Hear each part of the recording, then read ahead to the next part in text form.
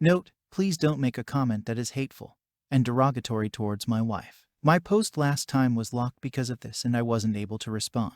I'm posting this at work, and I only have a few pockets of time throughout the day where I can respond.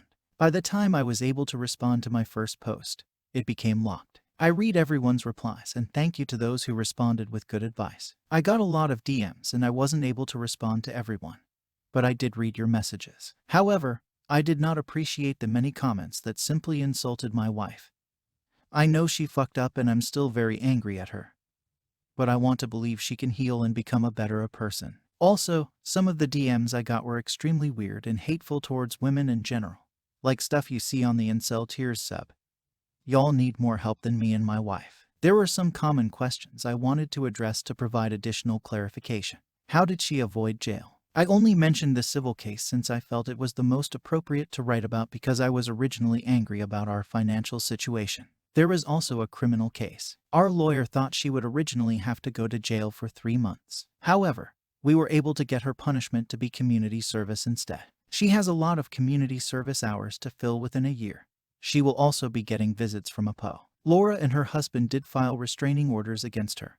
I honestly can't blame them for that. It helped my wife that she had a clean record and has family that works in law enforcement. I want her to finish those community service hours first before we talk about her working more hours to help pay me back. Why did she do this to Laura? That is a good question. I asked her this multiple times over the past several months to try to understand what this woman did to my wife. She would tell me that Laura deserved everything horrible thing that my wife did to her. That Laura was a shitty person, a narcissist, a liar, and just overall a scumbag. But she never really gave specific examples. I've been pressing her for more info, and when she told me some specifics it made me feel sick to my stomach. Not because of what Laura did, but because how far my wife decided to go due to some petty things that happened in their friendship.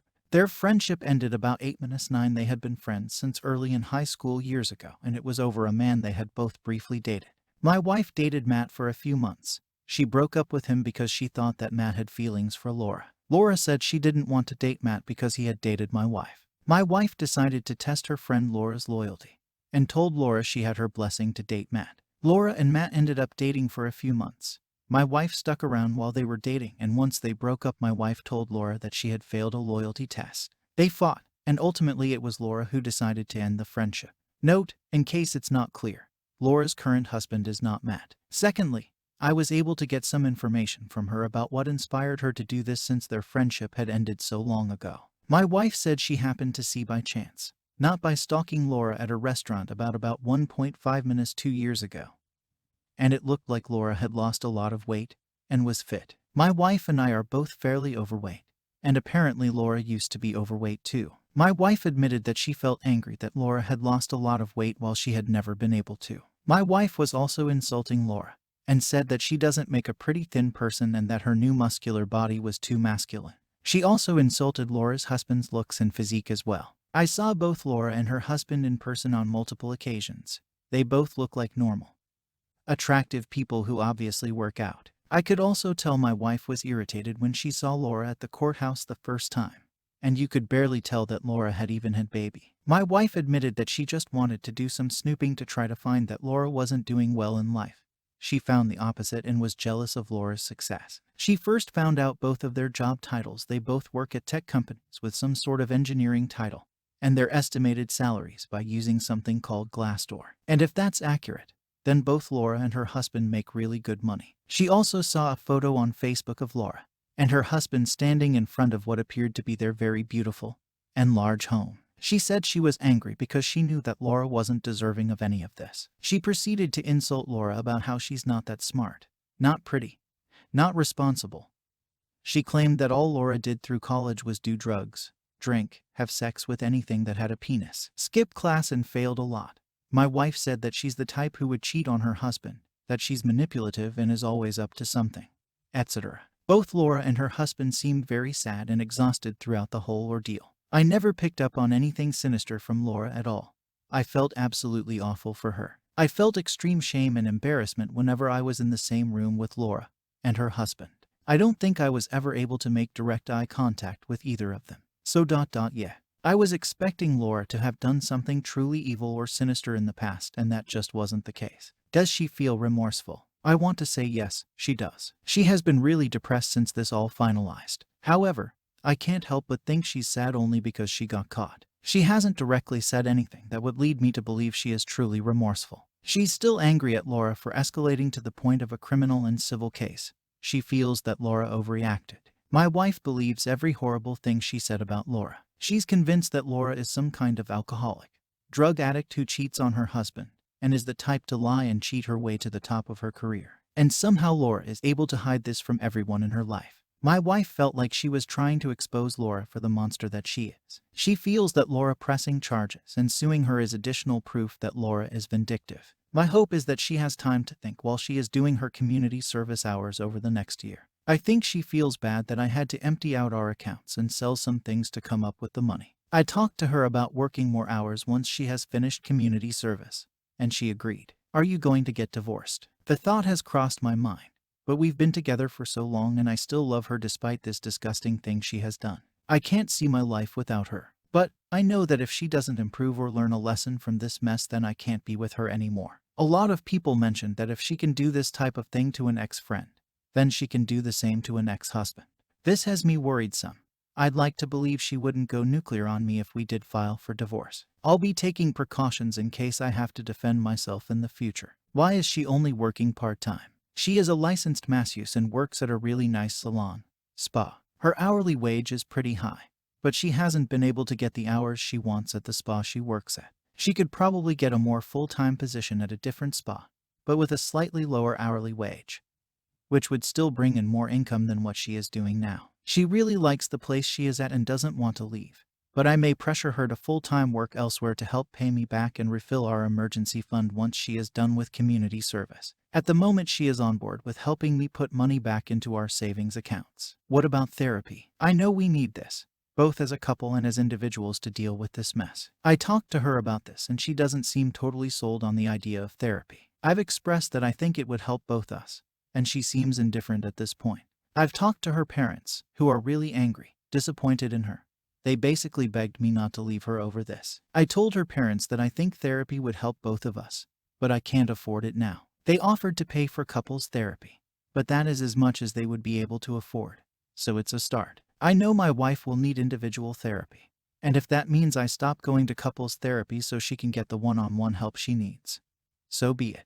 I'm not ready to call my wife a psychopath as many of the commenters did the last post. I think she got carried away and thought she was trying to expose someone she truly believed was a bad person. I'm heavily leaning towards that she has had some sort of mental breakdown and focused all of her energy on this one woman in her life. I'm not going to give up on my wife yet. It's very possible that she has some underlying mental illness that could very well be treated with therapy or meds. How much money was she sued for? I don't want to give specific numbers, but it will take about 4-5 years to get back to where we were prior to this happening. If my wife takes on a full-time after she is done with community service and hands over the majority of her paycheck, it may take less than 4 years. Are kids involved? No, we don't have kids and are not planning on having any. What next? That's what I need help with. I've sat down with my wife a few times since the post and I can feel some resistance coming from her about starting couple therapy. I think she's irritated at her parents for offering to pay for therapy for us. She has stated that she would rather us solve our problems together without interference from someone she doesn't know. She's afraid she isn't going to like any therapist we find, and that the therapist will attack her throughout our sessions. I've tried explaining to her that the therapist isn't there to blame anyone, that they would try to help us, and that it would be a safe space for her to talk and vent about whatever she needs. I've brought up the idea of therapy every night since the post, and each time she has had an excuse along the lines of, "It won't help. The therapist will gang up on her. She isn't going to like the therapist. The therapist won't like her. Or that we can solve our own problems at home." Story 2. I logged on this afternoon to find 300+ replies and messages to my post. I am unbelievably touched by all people who reached out to me, particularly Ufrik Talfay's incredible response, which spoke to me on a level I didn't think possible from a stranger. I'd like to thank each and every single person who took the time out of their day for me.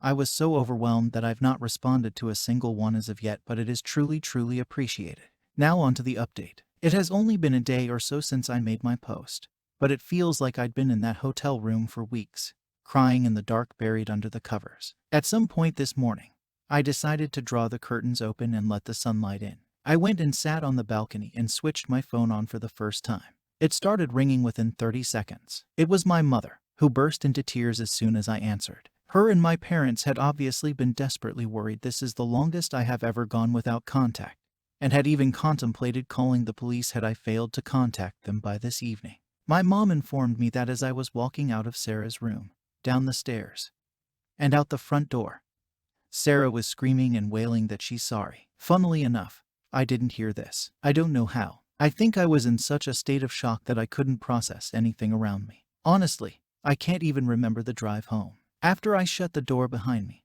my mom, who was the only other person at home, rushed into Sarah's room to find her trashing her room and attempting to slash her wrists with a blunt lino cutter. Of all instruments, Sarah used to do a lot of art, obviously. This barely caused a scratch but jump-started my mom into action. She drove Sarah to the hospital, where I understand she underwent some sort of assessment and was kept overnight. She has, incredibly, agreed to undergo treatment for whatever it is that is wrong with her. My mom was surprised she was so complacent on the drive down, willingly entering the car and saying nothing other than asking where I am. Sarah seems resigned and completely deflated.